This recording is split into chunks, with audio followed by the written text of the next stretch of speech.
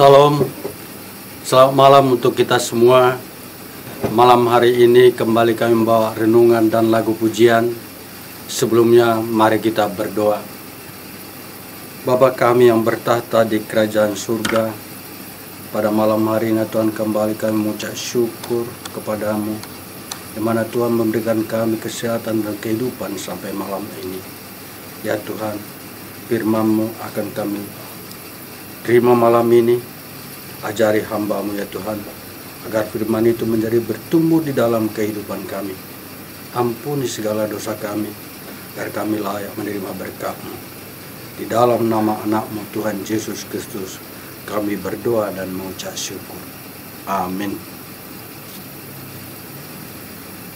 Kepadamu ku berdoa dan ku pinta, ulurkanlah tangan kasih-Mu padaku, karena ku tahu Kau selalu di sisiku.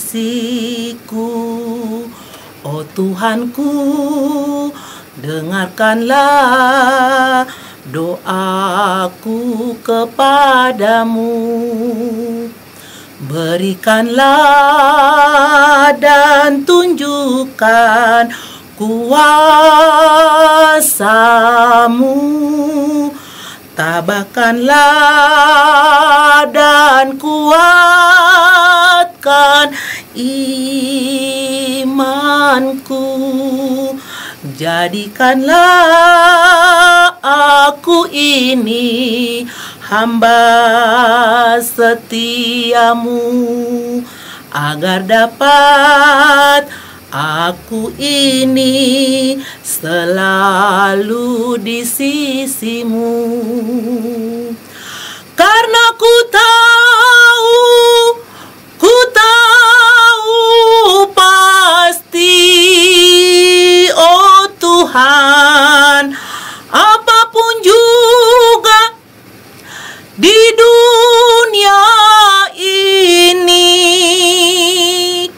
tanpa Kau Tuhan, semuanya takkan berarti. Oh Tuhanku, dengarkanlah doaku kepadamu. Oh Tuhanku, dengarkanlah doaku kepadamu.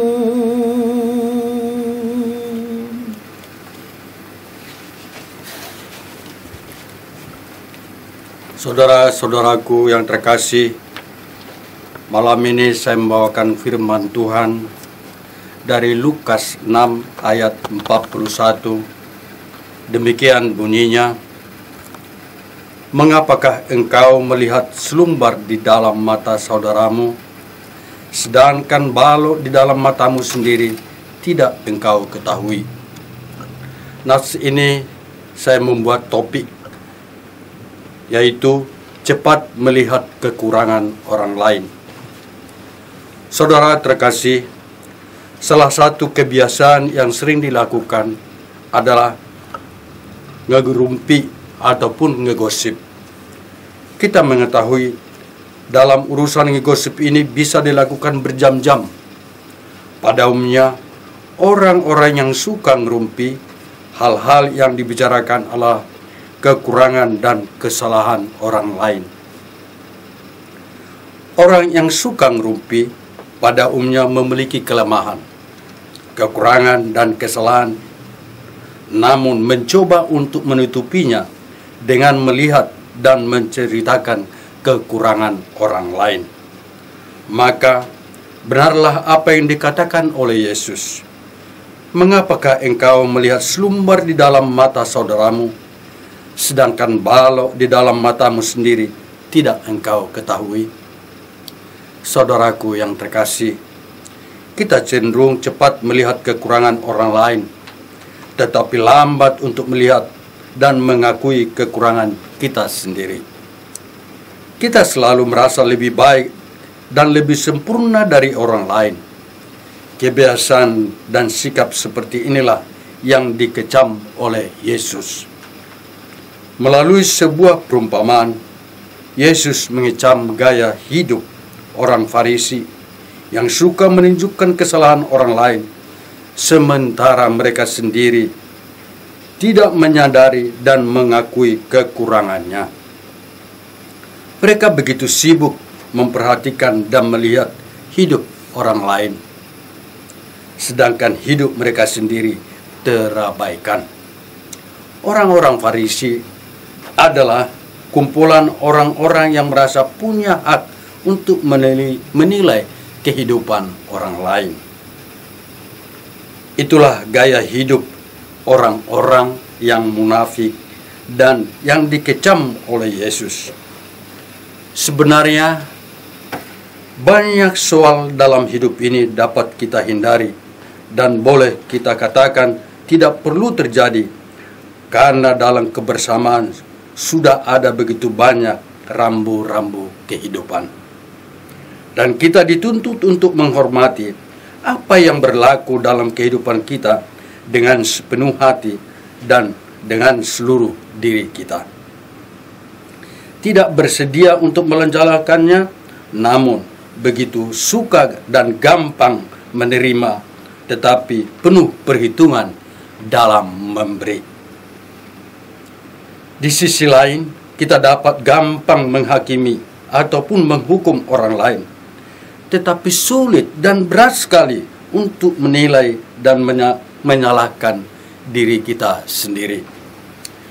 Bahkan sering mencari-cari alasan supaya kesalahan kita dimaklumi dan supaya kita selalu pada posisi yang benar.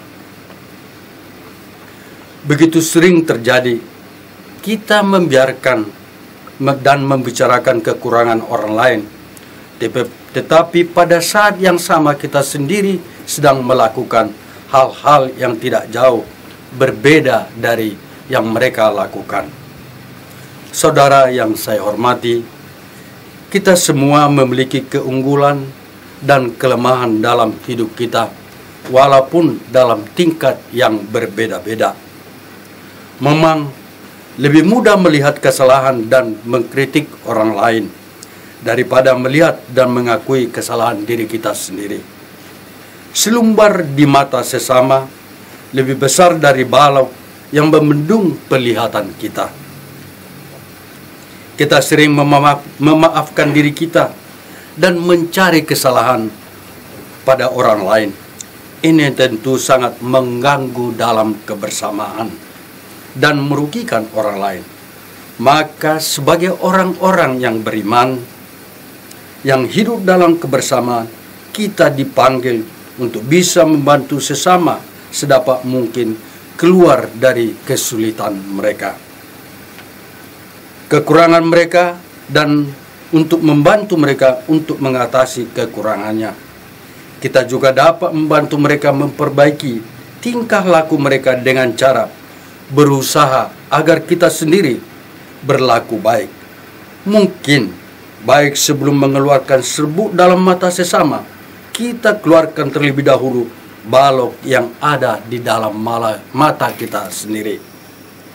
Kritikan yang kita sampaikan pada sesama haruslah dilandasi kasih yang menginginkan adanya perubahan dalam hidup mereka dan kita sendiri.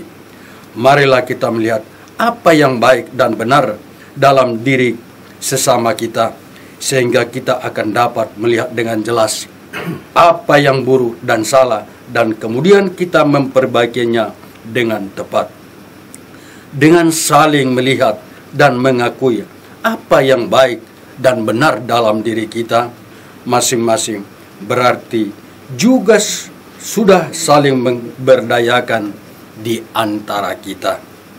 Marilah kita memahami hidup kita tidak akan menjadi sempurna karena menunjukkan kekurangan sesama kita, apalagi mengadili sesama kita. Hidup yang sempurna justru dimulai Saat orang berani dan jujur menyadari dan mengakui dan kemudian memperbaiki kekurangan diri sendiri. Orang yang sungguh beriman tidak akan menggunakan banyak waktunya untuk menilai orang lain, melainkan untuk memperhatikan dan memperbaiki hidupnya. Dan inilah yang diharapkan Tuhan Yesus. Amin. Mari kita berdoa.